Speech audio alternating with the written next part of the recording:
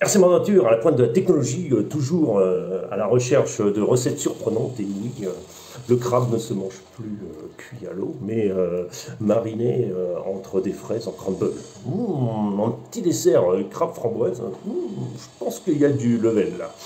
Je vais révolutionner la cuisine, le fameux revisité, qui veut dire que le cuisinier ne connaît pas la recette. Et il fait un truc. On retrouve des bouillabaisse avec du saumon. C'est bien revisité, hein, la Norvège, dans la bouillabaisse, ouf. Bon, c'est pas grave. C'est pas là où j'en ai. Écoute, Mika de Lyon, cette vidéo, c'est pour toi, pour répondre à ta question, parce qu'on s'est interchangé, je sais pas combien de messages, c'était très intéressant d'ailleurs.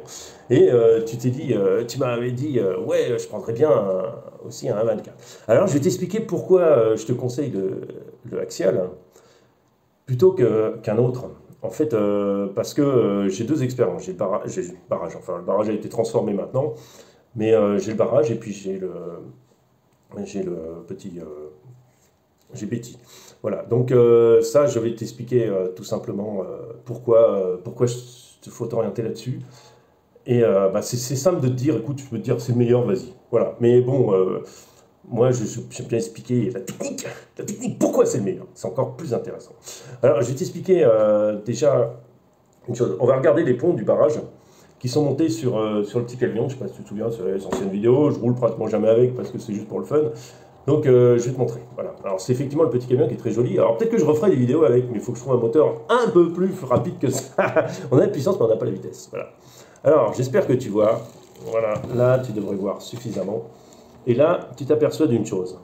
C'est la boîte de transmission, de transfert, en fait, qui est là, est énorme. Elle est très très grosse, elle descend très bas. Et tu as les petits trous là. Voilà. Donc ça, c'est vraiment une catastrophe. En fait, c'est vraiment quelque chose qui gêne beaucoup. Et parce que tu vas taper tout le temps sur les cailloux, et ça va être un peu désagréable. C'est pour ça que souvent, même sur le 24, qui a vraiment un truc tout petit, alors je vais te montrer comment c'est sur le 24. Bon, alors, faut que j'ai mis des... Voilà. J'ai mis du WD-40 sur les pneus et j'ai voulu laisser toute la nuit mariner un peu. Voilà. Donc pour les ramollir, surtout pour qu'ils soient bien...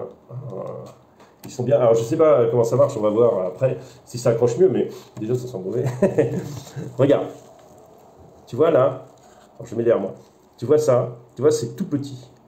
Et c'est le gros avantage de ce véhicule.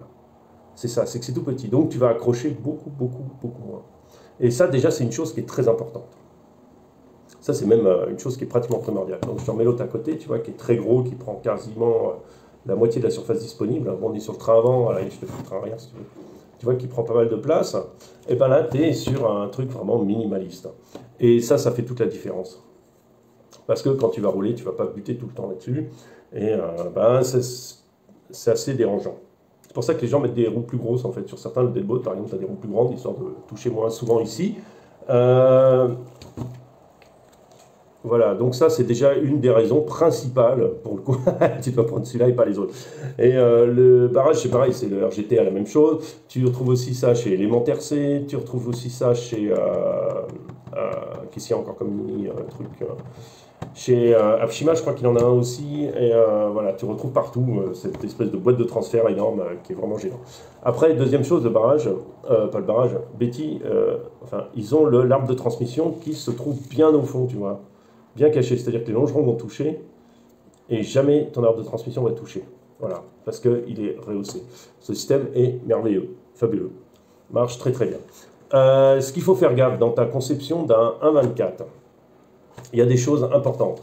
C'est le secret du fait qu'il fonctionne. C'est son centre de gravité bas.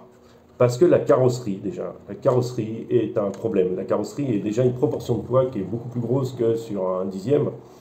Voilà, et il n'y a rien dessus. Et bah c'est normal, le Lexan reste de la même épaisseur, c'est plus petit, le truc fait 200 grammes quoi. Donc la carrosserie, c'est pas de la retailler que je demande, c'est déjà que je choisis plutôt une carrosserie. Je sais que le Wrangler, il est beau, il est super sympa, il est tout ce que tu veux, mais en fait le fait rien qu'il ait ça, ça va déjà le déranger. Ça va déjà le déstabiliser, tu vois. Alors, dans tes choix, fais comme tu veux quoi, mais je te le dis. Après, il y a aussi une autre chose qui est dessus, c'est qu'il va falloir tout faire pour descendre le centre de gravité. Tu peux mettre des poids, tu peux acheter des trucs, c'est bien, mais tu gagneras pas autant de stabilité que ça. Tu peux à la limite élargir les voiles, c'est peut-être ce qu'il y a de mieux, mais comment on appelle ça, de mettre du poids, oui, ça fait 9 grammes plus, voilà, tu as 20 grammes à l'avant, 20 grammes à l'avant, ça va pas révolutionner ton engin, quoi. Ça va pas donner quelque chose, ça donnera quelque chose de mieux, oui, mais bon, ça donnera pas beaucoup. Je préfère de mon côté, au lieu d'acheter ce truc-là, d'essayer de travailler directement sur mon châssis et d'essayer de le faire évoluer. Et ce châssis est vraiment exceptionnel dans sa conception. Ce que je te conseille, moi, c'est de descendre les suspensions comme je l'ai fait dans une autre vidéo. Et aussi, moi, je suis adepte des petits trous. J'aime beaucoup, j'aime découvrir ça il n'y a pas très longtemps. Et les petits trous offrent un énorme avantage. Alors, vous allez me dire, ouais, mais tu passes moins bien les obstacles. Alors, c'est vrai comme c'est vrai. C'est-à-dire qu'on n'aborde pas l'obstacle de la même façon, ça c'est exact. On est obligé de l'aborder un peu différemment. Ça, je suis d'accord avec vous, il n'y a pas de souci. Mais par contre, vous avez une stabilité de fou, quoi. Parce que les pneus, si vous prenez les pneus du Wrangler, ils sont beaucoup plus grands, et plus vous allez être haut, plus vous allez vous casser la gueule. Et moins votre engin sera stable. Et sur ces petits engins, tout petits, et avec... en fait, ces petits engins en fait, n'ont pas une super stabilité. Vous avez Mofo RC qui fait plein de châssis spécialement conçus pour rabaisser le centre de gravité quand des trucs à ras le sol. Pour un crawler, c'est étonnant. Mais Mofo RC fait des trucs... Mofo ou Mojo Moyo Mofo Mofo RC, je crois. Fait des trucs exceptionnels pour ce genre d'engin, pas trop cher. Mais n'investissez pas une fortune là-dedans non plus. Moi, je pense pas. Je pense que moi, j'ai pratiquement rien investi. J'ai juste récupéré du matos. Ce qu'il faut que tu saches là-dessus, par contre, c'est qu'au niveau de la conception, je ne vais pas m'étaler là-dessus. Tu vas retrouver chez RGT, par exemple, celui que tu m'as montré, le RGT, tu trouves le cerveau sur l'axe. Choisis, tu as le cerveau sur le pont, tu es tranquille. Beaucoup mieux. Parce qu'il est plus bas. Après, tu as le cerveau déjà là, en haut, donc ça fait déjà du poids en hauteur. Bon, devant, c'est bien, avec le moteur rehaussé à l'avant. Donc ça, c'est pas une bonne chose non plus, parce que le moteur en haut va t'apporter du poids à l'avant, mais en hauteur, donc c'est pas bon du tout, pour ce genre d'engin, hein, je dis. Après, tout est creux, parce que tu as un arbre de transfert qui vient ici, plus après, tu es obligé d'avoir le récepteur, voire la batterie derrière, et ça, c'est une catastrophe. C'est une catastrophe pour ta stabilité. Donc, choisis plutôt, voilà pourquoi je te conseille l'Axial. Le RGT n'a pas, enfin le RGT, celui que j'ai, le barrage, il a le moteur en bas, et c'est la meilleure solution. Après, qu'est-ce qu'il y a encore? Ici, ils te disent tous, ouais, il faut changer le cerveau, faut changer le cerveau. Moi, je suis très très content de ce cerveau. Il est rapide, et il a assez de force. Alors oui, il bute à certains endroits, parce que tu as un sauf-cerveau. Et donc, du coup, dès que tu vas avancer, et ça va le libérer et tourner. N'oubliez pas que ça, c'est fait par des ingénieurs qui ne sont pas si cons que ça. Et s'ils ont fait ça, c'est pour te sauver ton petit cerveau. Parce qu'après, ils mettent un max. Alors, tu peux le faire, hein, tu peux mettre un max. Moi, j'en ai déjà grillé deux. L'électronique a déjà grillé 2 fois. Donc, je suis très, très réservé sur ce cerveau. Et après, il est monte en pignon direct. Je pense qu'il a peut-être un poil plus de force, mais en pignon direct, forcément, il va... Voilà. Mais dès qu'il va forcer, il va cramer au bout d'un moment. Donc ça, les max, fait pas, moi j'ai tout d'origine. Seule chose, c'est j'ai déplacé la batterie pour qu'il y ait encore le centre de gravité plus bas, le poids plutôt vers l'avant, j'ai décalé le récepteur vers l'avant. C'est tout ce que j'ai fait, voilà. Je suis pas allé chercher plus loin. Après, si tu suis mes modifs, tu auras un truc super stable et super facile à... super amusant à utiliser. Voilà, c'est tout ce que je voulais te dire. Maintenant, tu fais ce que tu veux, mon grand. Voilà, j'espère t'avoir bien conseillé, mais franchement, pour un peu plus cher, parce que je crois que celui qui t'intéresse, il aurait 80 €. Franchement, pour 110, tu as quand même quelque chose qui a une autre capacité. Et fais gaffe à la carrosserie, surtout celle-là, c'est une carrosserie Defender rouge ou bordeaux avec sa cage. N'oublie pas la cage en hauteur, ça fait du poids. Ces petits engins, ils ne supportent pas vraiment ça, quoi.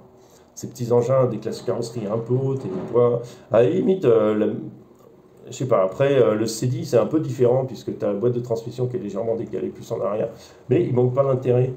Voilà, fais comme tu veux, balance-toi comme tu veux. Sinon, j'ai aussi une vidéo que je relance, parce que je vous en parle, c'est RC Review, dans une de ses dernières vidéos, qui parle justement du FC1024, sur lequel il a mis un moteur, un combo brushless, qui coûte le prix de l'engin, il ne faut pas rêver. Et qui est très bien, qui a une modularité exceptionnelle et tout ça, mais qui n'est pas vraiment la bonne solution, qui vraiment augmente trop le centre de gravité et rend l'engin très peu stable.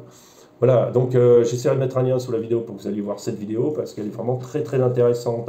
Si vous voulez la traduction en français, je l'ai partagée sur Martin RC Prague, sur Facebook, et dessous j'ai remis la conclusion en français. Voilà. Écoutez, sur ce, très bien. J'espère avoir répondu à ta question, j'espère t'avoir convaincu surtout. Et dans les modèles SX24, tu fais ce que tu veux. Ce qu'il y a, c'est qu'il faudra que tu changes le moteur au bout d'un moment. De toute façon, ça coûte pas grand-chose, donc tu peux te faire plaisir, l'acheter tout de suite. Ça coûte quelques euros, je crois, même pas. Et voilà. Écoute, je défends mon idée, mais bon, t'as vu ce qui passe. Allez, salut, à bientôt. Et puis fais le bon choix, Mika. Et puis merci pour tes conseils, au fait, VPL, allez voir sa chaîne, j'essaie de mettre un lien, ou tu mettras un lien, tu as mis un lien sous ta chaîne, parce que tu es le spécialiste en VPL, toi. Alors, s'il y en a qui ont des VPL, allez voir là-dessous. Tu mets ton lien, hein. Allez, salut, à bientôt.